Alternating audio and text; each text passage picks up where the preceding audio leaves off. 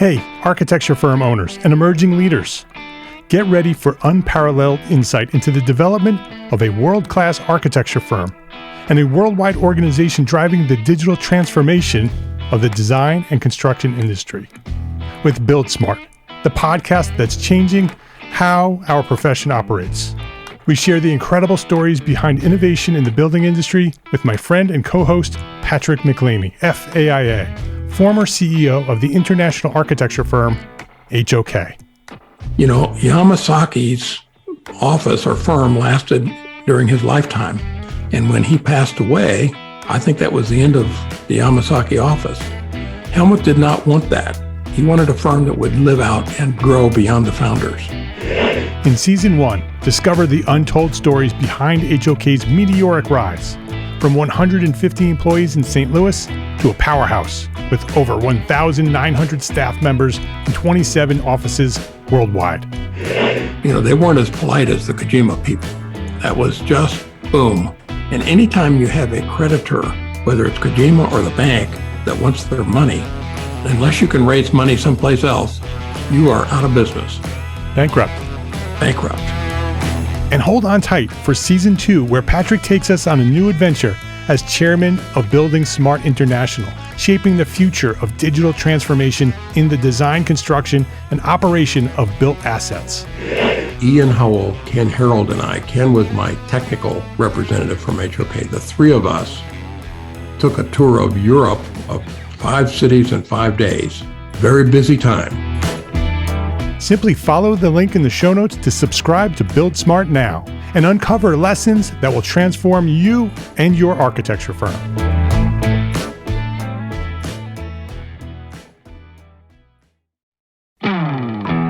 Hey, architecture firm owners and emerging leaders. Get ready for unparalleled insight into the development of a world-class architecture firm and a worldwide organization driving the digital transformation of the design and construction industry.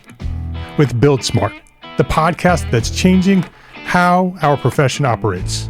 We share the incredible stories behind innovation in the building industry with my friend and co-host, Patrick McLeamy, FAIA, former CEO of the international architecture firm, HOK. You know, Yamasaki's office or firm lasted during his lifetime. And when he passed away, I think that was the end of the Yamasaki office. Helmut did not want that. He wanted a firm that would live out and grow beyond the founders. In Season 1, discover the untold stories behind HOK's meteoric rise, from 150 employees in St. Louis to a powerhouse with over 1,900 staff members and 27 offices worldwide. You know, they weren't as polite as the Kojima people. That was just boom. And anytime you have a creditor, whether it's Kojima or the bank, that wants their money, unless you can raise money someplace else, you are out of business. Bankrupt. And hold on tight for Season 2, where Patrick takes us on a new adventure as chairman of Building Smart International, shaping the future of digital transformation in the design, construction, and operation of built assets. Ian Howell, Ken Harold, and I, Ken was my technical representative from HOK. The three of us took a tour of Europe of 5 cities in 5 days. Very busy time. Simply follow the link in the show notes to subscribe to Build Smart now and uncover lessons that will transform you and your architecture firm.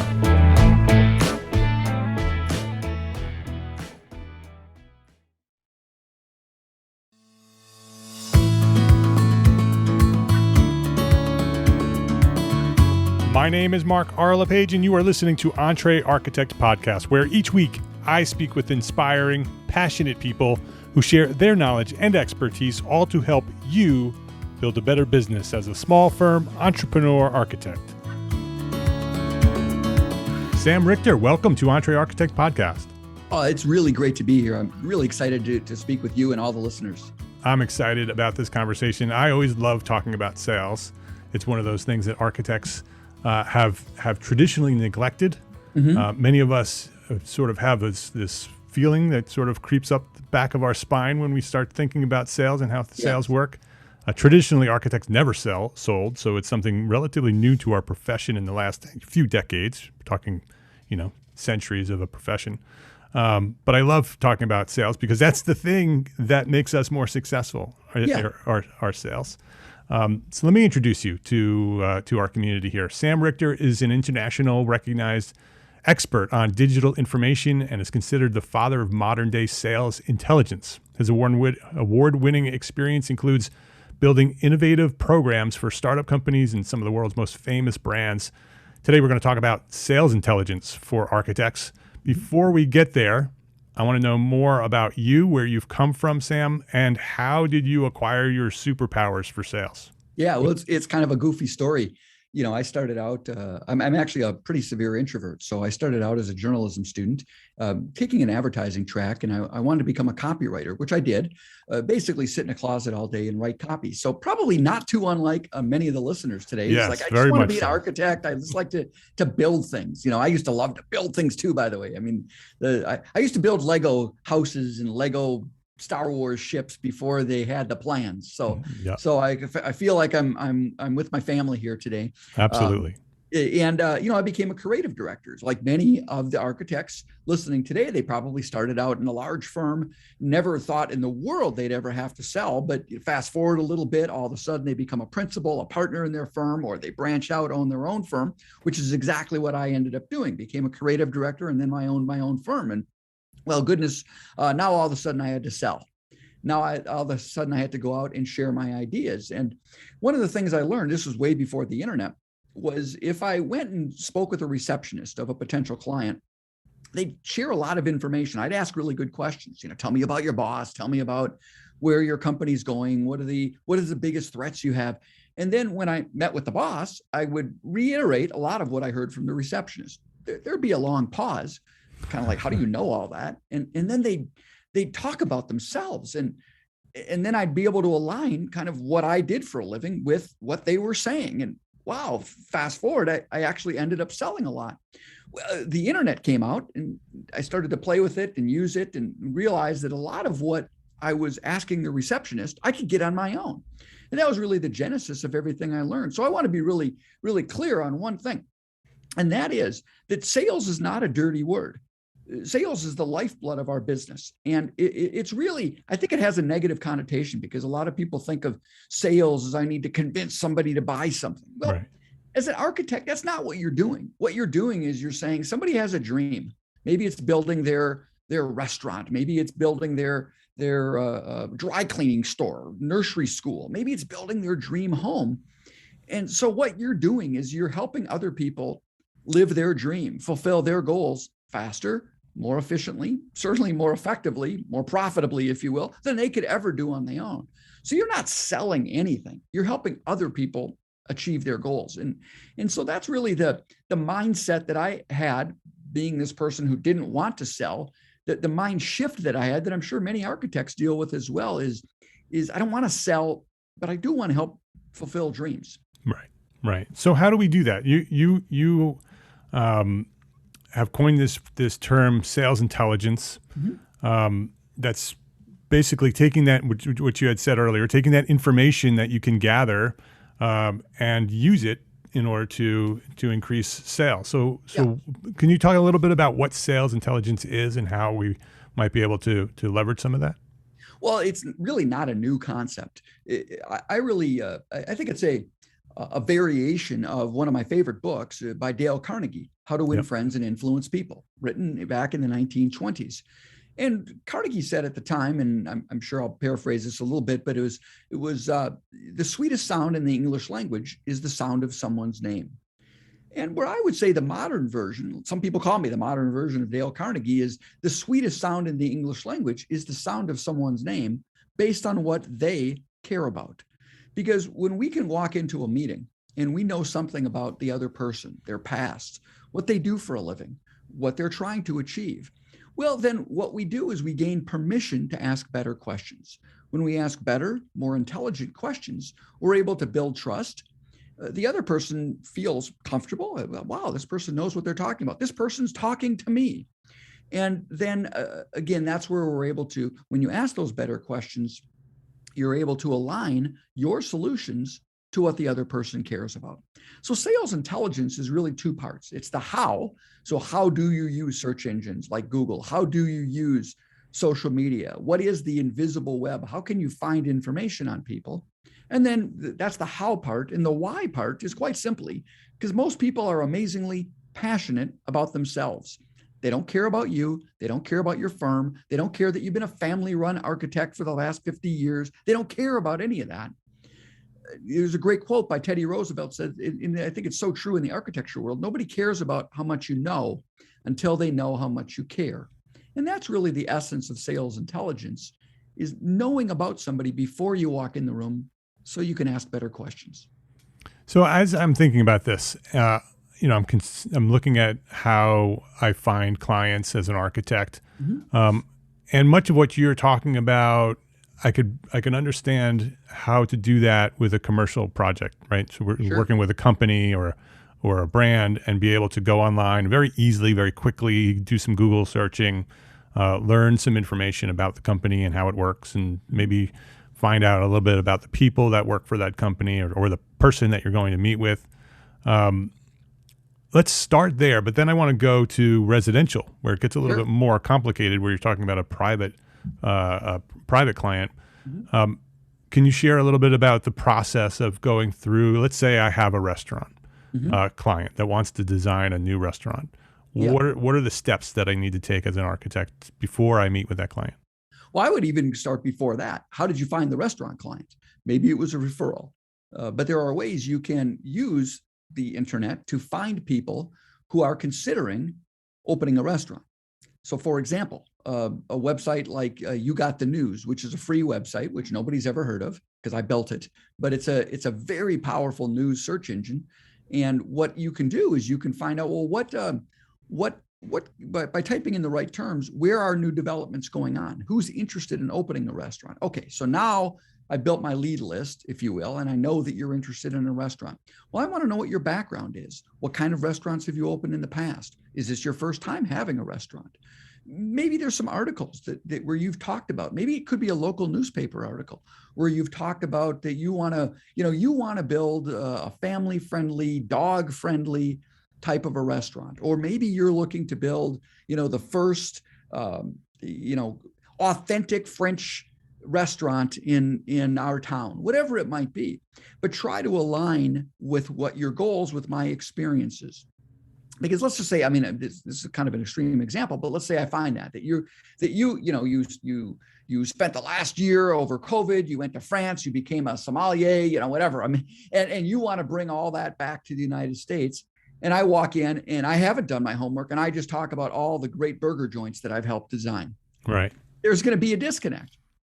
Versus and this is some of the language I teach, if I walk in and I say, hey, before I meet with people, I like to do a little bit of homework. And I saw that article in, Illinois Digest, one of those local magazines that talked about this and that and that. Wow, I found that so interesting. Can you tell me more? So just doing a little bit of homework can go a long way. And what about if it is a private client, somebody more of a residential? Yeah, somebody that's hiring us to design a new home, maybe, whether it's a small addition or maybe it's an executive that, although executive might be easier because they're a little bit more public. Let's go to the more difficult one. Let's say it is a private client that doesn't have a lot of information very quickly available on the internet. What do we do there? Well, I would somewhat disagree in that there actually is a lot of information about people on the internet. Again, it could be the first place I'd go is a LinkedIn profile. What we're looking for is to find something in the person's background that's interesting, that allows me to ask better questions, that tells me a little bit about their life. Now, something that's really important to keep in mind, just because you have information doesn't necessarily mean that you have to share that you have information. So if I know that you work at a company, maybe that helps inform my questions better. If I see that you're the volunteer at the local soccer association, I can see, I can do some searches to determine where you've donated money, which kind of gives me insight into your core values, what's important to you and your family. So those sorts of things, because typically, as I like to say, all the, the marketing efforts. So Mark, you and your team do an amazing job teaching architects how to market themselves, how to position themselves. Well, that's all well and good. But what that does, great marketing has never sold anything. Right. What that does is it gets you in the maybe pile. The maybe pile is you're one of 3 architects. I don't care if somebody's adding a 20,000 square foot addition or they're doing a $5 million project home. You're in the maybe pile. They're looking at 2 other architects besides you. So there's 3 in the maybe pile. Now, from the buyer's perspective, all 3 of you are equal. All 3 of you can do the job at the price because that's how you got in the maybe pile. So who's going to win the business? Well, it's typically the person who people do business with people who they like, right, who they trust. And how do you like somebody? Well, typically it's the accumulation of little things over time. So for example, I might even look at your Facebook page, your LinkedIn account. There's articles out there on most people. And that'll tell me, do you have children? Do you like dogs? Now, I'm not going to say to you, hey, I was spying on you online. I see you like dogs. But it might help form my question a little bit better. Maybe I would never ask somebody, do you have pets? Maybe that's just not part of my questionnaire. But knowing that you have pets, I might ask you that. And oh, by the way, the samples I bring along then might be the ones where I built a little doggy roaming area out in the backyard. So those sorts of things. It's those little things over time that add up to the big things. So this sounds like a lot of preparation in order to get to the point where when you have that meeting, you have the information you need to gain an advantage over your competition. Let's take a break to thank our sponsors for their support of this episode. As architecture demand increases toward pre-pandemic levels and beyond, how are you and your architecture firm keeping up? ARCAT is here to help. ARCAT.com offers several free tools to help architecture and design firms like yours get work done faster. Use ARCAT's powerful search engine to find the right products for your projects and download BIM, CAD, and specifications right there on the same page without needing to pay or register. It's free. ARCAT.com also offers product videos, catalogs, green reports, product certification information, outline and short form specification generation, and so much more. Visit arcat.com today. Arcat.com is your one-stop solution to help increase your productivity and get more projects done faster. That's arcat.com, ARCAT.com. FreshBooks makes it simple to send invoices, post your expenses automatically, track your time for your whole team by project, and get organized with financial reports, communication, and notifications. My favorite feature in FreshBooks is the automated invoice reminders. I think sending invoices and getting paid is one of the biggest barriers to our success as entrepreneur architects. Who has the time? But if we don't send out the invoices, we don't get paid, right? FreshBooks makes it easy to send out your invoices and get paid fast, online, with a click of a button. And when your client doesn't pay you on time, FreshBooks will send them a friendly email reminder through a simple system that you control. Sign up for a free 30-day unrestricted trial and get ready for the simplest way to be more productive, organized, and most importantly, get paid faster. Go to entrearchitect.com/FreshBooks and enter EntreArchitect in the How Did You Hear About Us section. That's entrearchitect.com/FreshBooks. Please visit our platform sponsors today and thank them for supporting you, the EntreArchitect community. We're talking to thousands of small firm architects, lots of sole practitioners, leaders of very small firms. They are wearing many, many hats. Every episode, there's another thing, another task that they have to do that they've heard on this podcast. And they're one person. Yep. And so this is important. This is something that will help them get the jobs that they really want. But how do they do that efficiently? How do they do that quickly? Is there a system that they can use in order to find this information quickly, be able to leverage that information so when they do get to that meeting, they didn't have to spend 2 days doing that research in order to gain that project? Yeah, that's a great question because we are architects. We're not librarians. And so the concept I use is called the 3x5. Spend 3 minutes trying to find 5 pieces of information or 5 minutes trying to find 3 pieces. Now, it's a cute little saying. It could be 15 minutes, Sure, but it's not 2 hours. And so simple things like when you're in LinkedIn, I mean, little tricks like that most people don't know are when you're searching for a person's name, put the person's name within quotation marks. When you do that, you'll get way better results. So for example, if you put my name, if you just typed in Sam Richter, well, it's a bad example because I've done a pretty good job of searching and optimizing myself. But if you put Sam Richter into search engines, just without quotations, you'll pull up every website in the world with the word Sam and every website in the world with the word Richter. So you'll get articles about Uncle Sam providing tax incentives for people that have hit by earthquakes that were a 7.0 and above on the Richter scale. Those 2 words have to appear somewhere, but in no particular order. So just quotation marks. Searching with a minus sign. So again, using me as an example, if you go in, type in Sam Richter within quotes, well, you'll find there's a Sam Richter who's a hockey player. Minus hockey. So in your search, attach a minus sign to the H, so no space after the minus sign, and you'll remove all the results with the word hockey in it. Now, here's the neat thing. What I just described will work in Google. It will work in LinkedIn. It doesn't work in Facebook. Facebook is a horrible search engine. So if you're looking for Joe Smith in Facebook, it's not going to work. But if you're looking for Joe Bafutnik in Peoria, put Joe Bafutnik, Peoria, no quotation marks. It doesn't matter in Facebook. But those sorts of things, using sources like You Got the News to find information. So those are kind of the manual way of doing things. And I built some tools. So is that when I speak, I like to pull back the curtain on the Wizard of Oz, where I teach the manual way of doing things. And then I've kind of built the Wizard of Oz. I've built these for lack of a better term, if you could go to Google and say, just build a search engine just for architects, that's what I've done. So I built one for people in the construction industry, or excuse me, who sell into the construction industry like architects, that really automated. Is that something that's public, or is that a paid for search engine? Yeah, it is. It is a pay for. It's pretty low price, and I actually put together a coupon for all of our listeners today. Real simple web address: www.sam1234.com. Sam, the number 1234.com/build, BUILD. So sam1234.com/build, and that automatically applies a 25% discount to it. And there's a full money back guarantee. You can buy it for a lifetime. You can buy it for 30 days, try it, whatever. But again, whether you get the tool, whether you do it manually, I have to tell you, the beautiful thing is at a time in history where theoretically we can access every word ever written at any time on a mobile device, most people don't.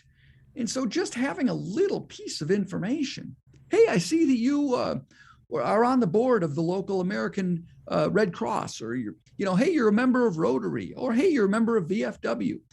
Those little bitty things go such a long way toward building those relationships. And it is something that can be systematized. It's something that you can build a checklist and say, okay, I want to make sure I check LinkedIn. I want to make sure I check Google. I want to specifically look for these specific characteristics of these people. And then once it's documented in a system like that, you can have an assistant go through that process. Absolutely. Right? You know your pipeline. You know that you're going to meet with X, Y, and Z this week. Your assistant the prior week can be doing that research. So, the week on Monday when you're looking at your calendar, okay, I'm going to meet with Sam on Tuesday. I'm going to meet with Sally on Thursday. Mm-hmm. You can have all that information right there at your fingertips. An hour before the meeting, you can review that information so it's ready and available, and then you can go into that meeting. And even things like, simple things like if I were an architect, one of the for sure I'd be doing on the residential side, I'd get the previous address, or the current address, I suppose, because they're building a house, the current address of who I'm going to be meeting with. You probably already have that in your meeting, in your notes. Go into Realtor.com, go into Zillow.com, go into Google Maps. What does their current house look like? What is their style? And then, a very simple question. And I think it's absolutely fine to say this, Mark. You can say, hey, before I meet with people, I like to do a little bit of homework. So, before I even came down here, I looked on Google Maps, I Google Earth, and I looked at the outside of your house. It looks like it's a very Southwestern style. Is that something you want to continue in your new residence, or is that something that you're looking to get away from? just that little bit differentiates you from the other two architects potentially that are in the maybe pile. It's like, wow, this person took the time. They care. They care about me. So those little things can go such a long way. This could also be part of your onboarding system. So you can build it right into your website. So when somebody schedules a meeting with you, they can answer a handful of questions. You don't want to have too much because that sort of creates too much friction to have the meeting. Yeah. But you can ask specific questions beyond your name and address. That I used to always ask. Do you have a pet and what's the pet's name? Because I wanted to know if before I show up. First of all, whether this is a dog person or a cat person, and it gives me a little bit of information. But it's also always good to know the dog's name when you show up and the dog starts barking at you. And so those are all things that can be automated pretty easily. Oh, and right there is just a perfect example. We're dog people. You're an architect, Mark. You come to our house. If you walk in and say, "Oh, that's Chloe, the pug," right? Is it okay if I give Chloe a treat? Okay, no matter how great the other two in the maybe pile are, you've already won my wife's heart. It's done. I do not have a say. And at this point, I do not have a say in which architect we're going with. You've won my wife's heart. It's over. And that's on the relationship building side. On the prospecting side, sales intelligence is even more powerful. So for example, looking at city council meeting minutes, and again, all these things are automated in the Intel engine, but you can find them on your own. The Intel engine really is just a power Google search. But if I know who is building a new development, where they're building it, if I know that a major company has announced that in 2 years they're relocating to my city, well, then I can go in and I can find out, well, who's in charge of operations? Who's in charge of finance? Who's in charge of, I want to get in front of those people now before they even start speccing out their project.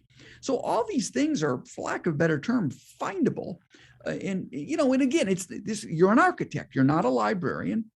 A lot of this work, in my opinion, in terms of the prospecting side, can be done, at 4:00 on a Friday where you're just kind of brain dead. I call it sales triggers. So a sales trigger is a disruption going on in another person's world where they might need you. So spend an hour on Friday finding some sales triggers. The sales triggers, who's moving into my city? If a big company's moving, well, heck, there's going to be a lot of executives that are going to be needing new houses. Maybe I can reach out to HR at that company and offer my services. Hey, if 10 executives sign, I'm making this up, 10 executives sign with me, everybody gets a discount or something. I don't know. You can find out companies who are expanding, that are, they're adding new, they've announced that they're expanding. Companies that are receiving funding. Hey, if you just receive $50 million, my guess is you're going to need some new office space.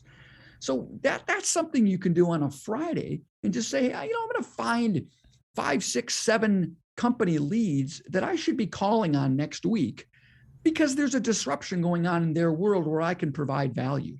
And then even go into, I know you teach a lot about referrals. Referrals are awesome. Introductions are better. So if I find out that Widget Corporation is expanding in my community, I'm going to go into LinkedIn and find out which one of my current clients knows the chief executive at Widget Corporation. And I'm going to have that happy client make an introduction on my behalf. That will get statistically a 97%. Think about this, a 97% response rate. If you ask for an introduction by name, statistically, only 2% of people in sales, and I'm certain that that number is even smaller for architects, have ever even bothered to ask for an introduction. We ask for referrals. How about asking for a powerful introduction?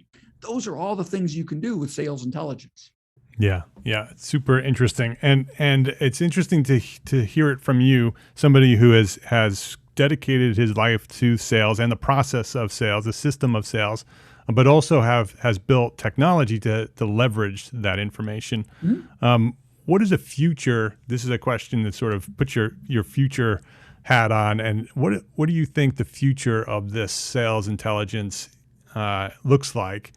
As technology evolves, as artificial intelligence evolves, machine learning, do you have any ideas on what do you think sales will look like in the future? I do. And I think that from the sales intelligence side, in terms of finding the data, that's just going to get easier and easier to some degree. To some degree, it's actually going to get harder and harder. I mean, Facebook used to have a very powerful search engine. In fact, I built a tool that sat on top of Facebook that really helped you find information. Well, as privacy issues become more and more important, and which they are, I'm not saying they shouldn't be, more and more at the forefront, we're probably, in a weird way, have access to less information than we might have had 5 years ago. So the skill set of finding it's going to be a little bit harder. Now, saying that, there are things like artificial intelligence and machine learning that will help to some degree.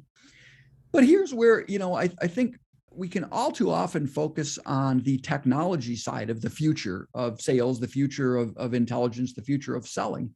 I think there's also the human aspect. And where the human aspect, I believe, is going is, it's kind of like right now I'm hearing from a lot of my clients that they're kind of zoomed out. I'm so tired of Zoom meetings.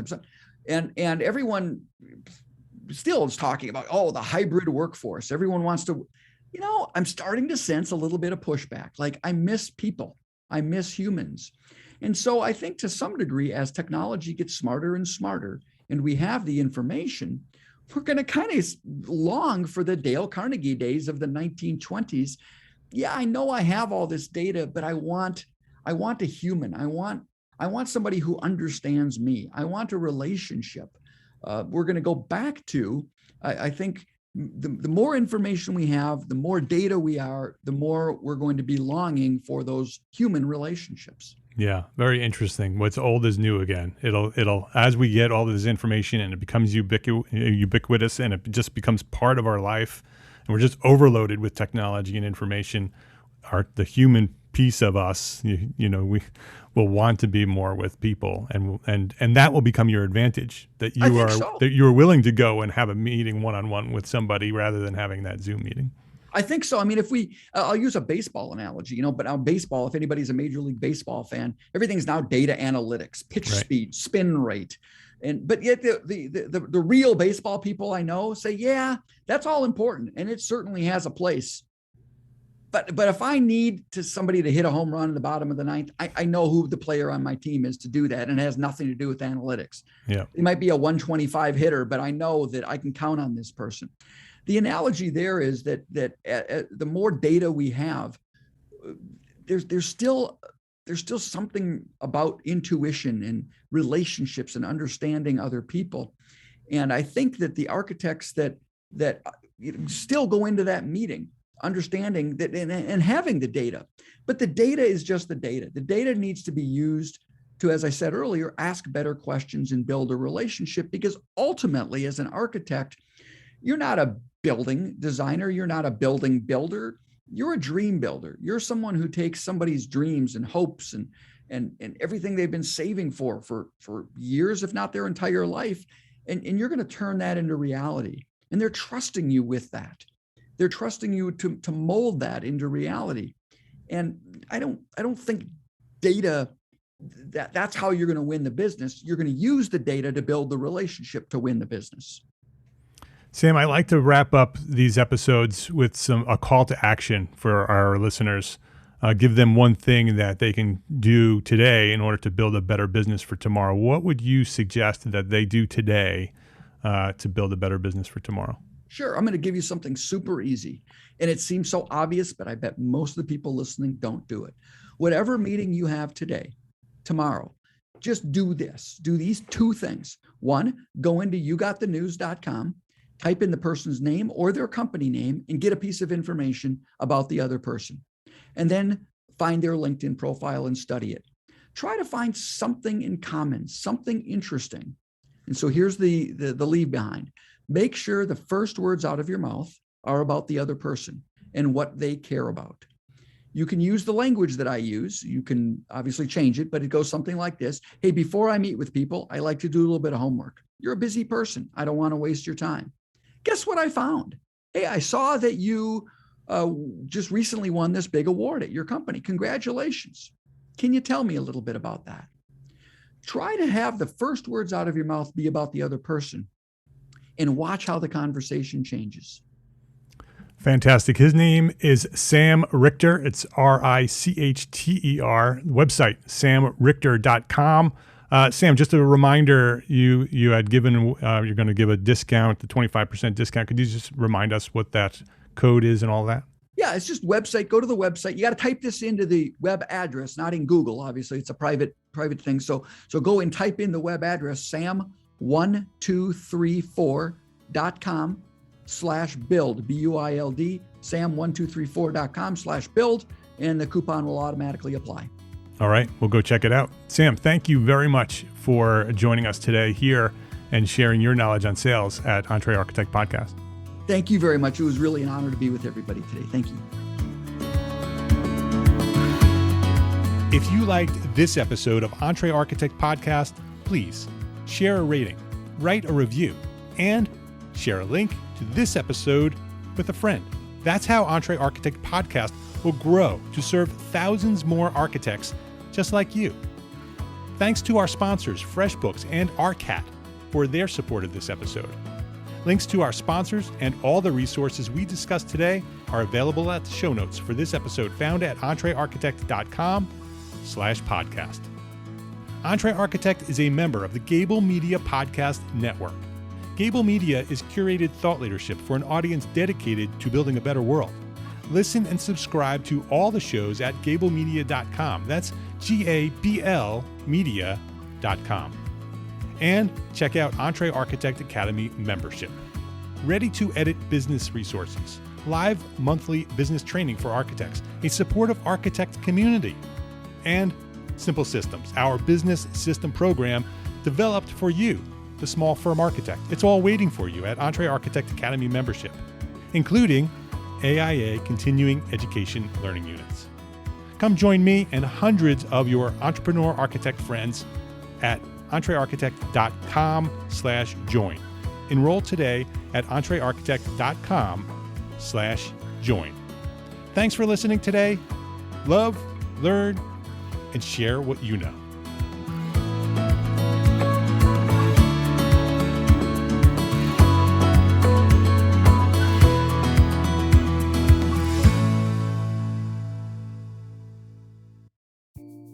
Imagine earning continuing education credits while doing exactly what you're doing right now. Well, you can. Gable Media has revolutionized the way you earn your continuing education credits with a groundbreaking approach. Forget running around town and scouring the internet for credit-worthy courses. Fulfill your CE requirements effortlessly by listening to engaging podcasts just like the one you're listening to now.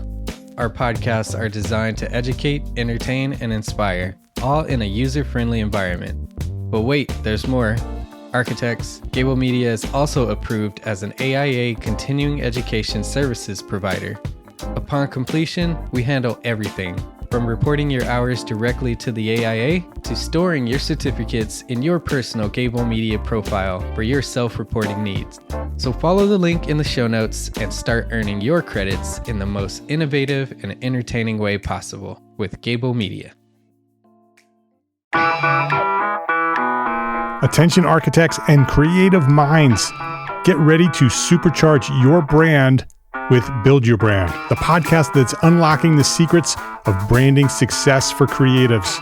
Hey there, it's Mark Arlepage, founder of EntreArchitect, and I'm inviting you to join my friend, architect marketing expert Jeff Eccles at Build Your Brand podcast, where he explores the captivating stories of the world's top brands and transforms their lessons into powerful moves for small firm architects and creatives like you.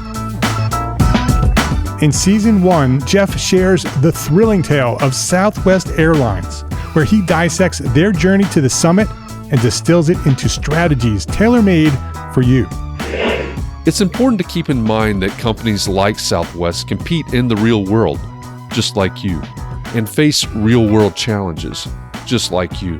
You might be surprised at how similar those challenges are to the struggles that you grapple with on a day-to-day basis. Don't miss out on your blueprint for success. Subscribe, tune in, and let's build your brand together. You may have noticed that the very best brands in the world are also known for having somewhat unique corporate cultures. That's often the glue that holds everything together when they encounter those rough spots. We don't do it because it inconveniences the passengers to whom we are primarily dedicated, the short haul, frequent flyer. Follow the link in the show notes to subscribe to Build Your Brand today. Remember, no matter the size, the journey's the same. Your brand's journey to the top starts here.